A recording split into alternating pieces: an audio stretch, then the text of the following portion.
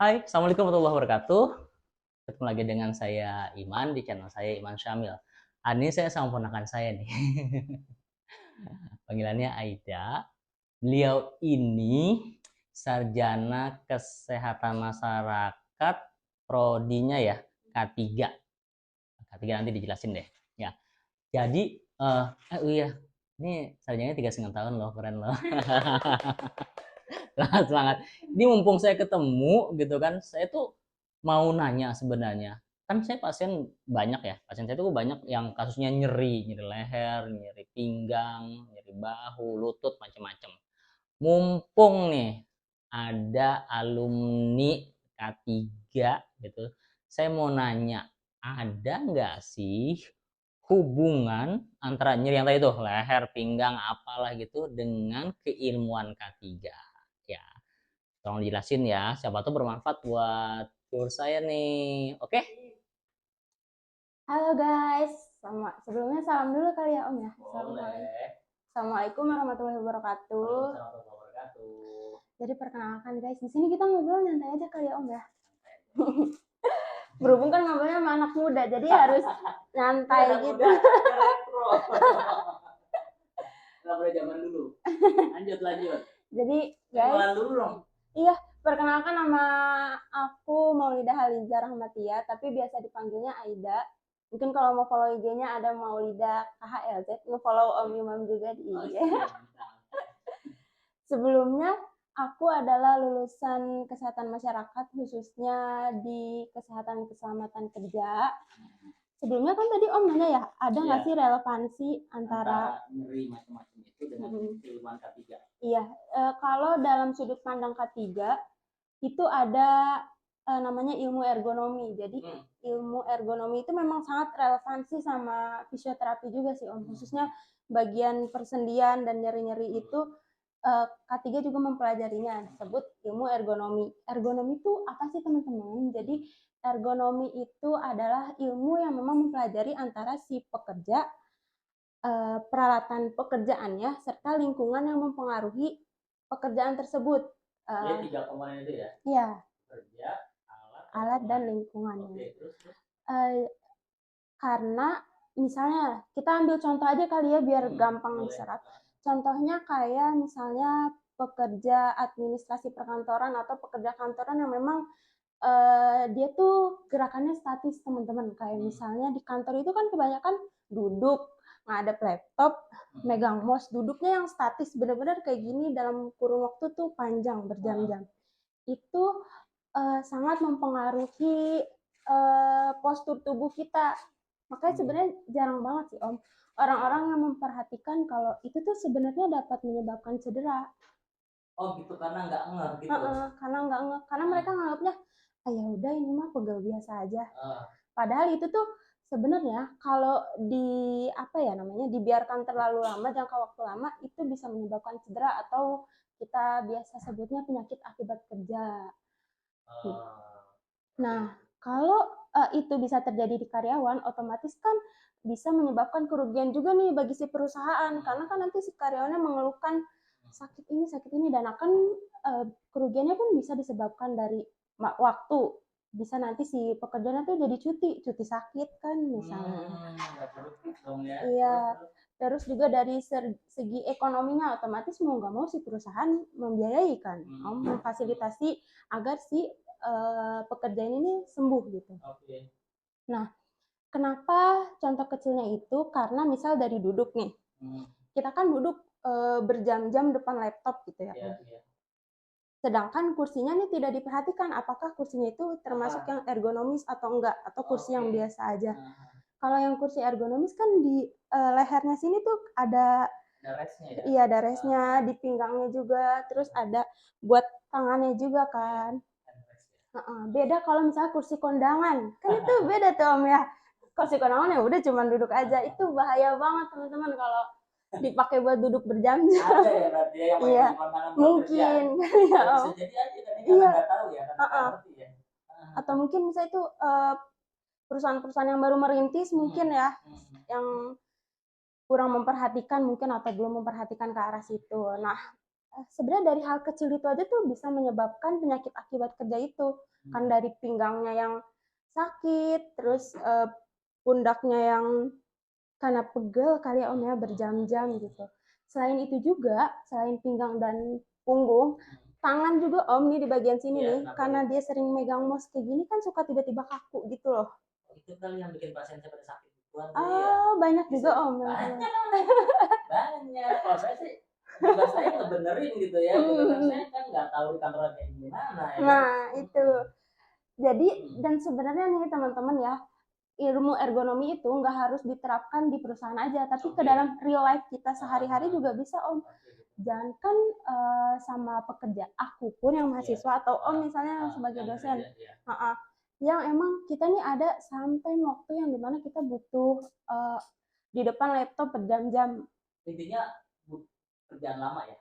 Statis, gerakan statis gitu. Itu kan kita suka nyeri di sini juga kan Om, kayak aduh pegel. Di sini juga kan suka pegel-pegel. Nah, itu sebenarnya kalau kita biarin aja ya teman-teman, bisa menyebabkan cedera atau penyakit itu. Makanya disarankan kalau di ilmu ergonomi itu per 20 menit kita harus ada peregangan. Oh, 20 menit ya? 20 menit. Ini nggak bisa. 20 ya peregangannya gitu ya. Oh, standarnya. Itu ada pendukung teorinya ya memang ya? Iya, ada. Oh, bukan 1 jam nggak bisa? Better sih 20 menit. 20 menit gitu ya. Nah, peregangannya atau reposisinya berapa lama kira-kira? Jadi Om, setelah 20 menit kerja, 20 ya? Ya, bukan 1 jam ya. Terus. Setelah 20 menit kerja, 20 detik rest. Entah peregangan kah, gerak gitu. 20 menit kerja, 20 detik rest. Ya? Bukan 20 menit rest ya? Bangkrut ya? Terus. Dan melihat selain ke komputer itu sejauh 20 feet atau sekitar 6 meter lah Om gitu. Jadi 20-20 gitu ya? Iya, 20-20. 20-20-20. Jadi 20 yang pertama apa? 20 bekerja, menit, 20 menit. Yang kedua 20 detik rest. Yang terakhir 20 feet. Oh, oke. Jadi gitu ya. 20 gitu. Jangan 20 kerja, sejam istirahat. Udah pusing itu ntar perusahaannya. Gitu. Oke, tadi kan awal-awal dikasih tahu ada 3 faktor ya. Pekerja, yang kedua apa tadi? Alatnya, dan lingkungan. 1, 2, 3. Mana sih yang paling berpengaruh untuk kesehatan kita?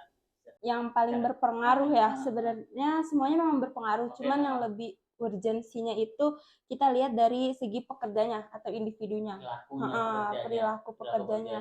Karena percuma aja misalnya lingkungannya udah bagus, terus alat kerjanya sudah standar ergonomis, mehong kan, iya, tapi kalau pekerjanya duduknya masih melewat mageran gitu, sama aja itu mah. Jadi memang perubahan itu bisa terjadi kalau dari pekerjanya yang mau. Behavior pekerjaannya itu penting. Kayaknya itu satu sih, kalau misalnya perusahaannya belum keren, pekerjaannya keren mah baik-baik aja. Iya, baik-baik aja. Sip, terakhir nih. Tipsnya apa buat teman-teman para pekerja ini? Para apa namanya? Udah korporat. Apa saya juga. Para budak korporat nih dengerin nih.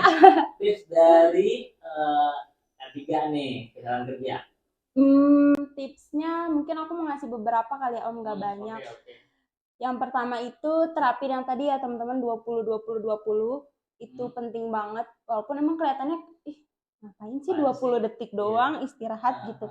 Tapi itu tuh ibaratnya kayak gunung es Om. Karena kelihatannya di atas kecil padahal di bawahnya tuh masalahnya udah banyak. Iya, 20 detik doang peregangan itu apa susahnya sih ya. Sedangkan kalau nge-scroll TikTok kan bisa lama gitu. Jadi 20-20-20. Terus yang 20 terakhir itu yang tadi ya, 20 feet ya? Iya, 20 feet. Ngelihat selain komputer itu ya teman-teman. Yang pertama 20-20-20, yang kedua? Yang kedua itu kita alatnya kali ya? Iya, alatnya. Nah, yang kedua itu alatnya ya teman-teman. Kayak misalnya teman-teman perhatiin lagi nih, ibu-ibu atau bapak-bapak, teman-teman dulu nih Om. lebih perhatiin lagi dari alat kerjanya, misalnya apakah si kursi yang teman-teman gunakan ini sudah sesuai standar ergonomi atau belum. Oh gitu. Kan ada mereknya juga kayaknya. Iya, ada mereknya juga, mereknya ya? ada standarnya juga. Mungkin teman-teman kalau misalnya mau lebih yakin nih, aduh sebenarnya ini udah ergonomis atau belum sih gitu, bisa ngundang para ahli K3 untuk datang gitu. Penting loh ahli Iya, K3 ya. Kita anggap staff-staff, tapi tahu-tahu udah sakit aja. Tahu-tahu bembor aja. Iya, yang pusing kan juga. Enggak sih jadi yang pasien. Misalnya perusahaan kayaknya penting deh untuk K3. Kan nggak harus itu kan ya, konsultan aja bisa kan bisa, ya, bisa. dan sebagainya, pemeriksaan gitu. Yang ketiga apa tipsnya nih? Yang ketiga itu dari lingkungannya. Oke, apa aja tuh yang dari lingkungannya, misalnya dari pencahayaan, apakah cahayanya udah terang sesuai, kan ada standarnya juga Om. Maka itu penting banget ngundang K3 atau ke perusahaan kalian gitu. Dari pencahayaan, kebisingan juga bisa. Suara ya. Kalau suara bos bising juga termasuk.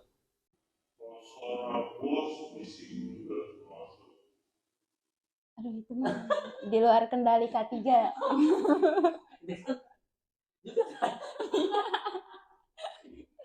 Masuk kan. Terus apa lagi? Cahaya, suara, apa lagi kira-kira? Suhu bisa. Kalau AC-nya kedinginan kan juga tangan kram ya Om, ngetiknya tuh susah. Misalnya tools yang udah langsung gitu kali ya? Ada mungkin. Atau ada standarnya satu ruangan berapa. Gitu ya? Bisa juga dari lingkungan sekitarnya juga, kayak rekan kerja. Oh, kenapa rekan kerja julid? Apa maksudnya tuh? Apa yang mau dilihat tuh?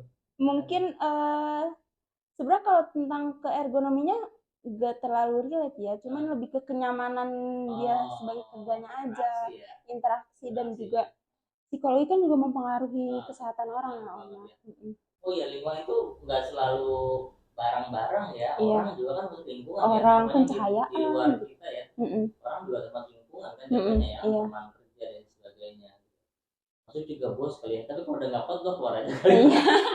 Ya nggak sih, kalau sudah bising banget, kamu stres, pada soalnya emang cuannya mantap. Ada nggak closingnya Kak untuk ergonomi ini? Udah sih Om, itu aja. Mungkin kita ada part lagi kali Om, ngobrol-ngobrol selanjutnya. Ini ya. Atau misalnya jangan lupa like kali, kalau like-nya banyak kita bakal ada part-part banyak selanjutnya. Atau pertanyaan di bawah. Bisa. Sebenarnya relate banget kan visual sama hari itu relate banget ya, berhubungan banget gitu kan, karena ketika ke industrinya, ke industri, ke tempat kerjanya, visual lebih ke treatmentnya gitu kan, dan itu bisa di combine relate banget. Oke. Thank you, terima kasih Kak Ida. Sama. Terima kasih, kapan-kapan jalan-jalan perusahaan mereka. Oke. Corporate. Bye bye. Assalamualaikum warahmatullahi wabarakatuh. Thank you.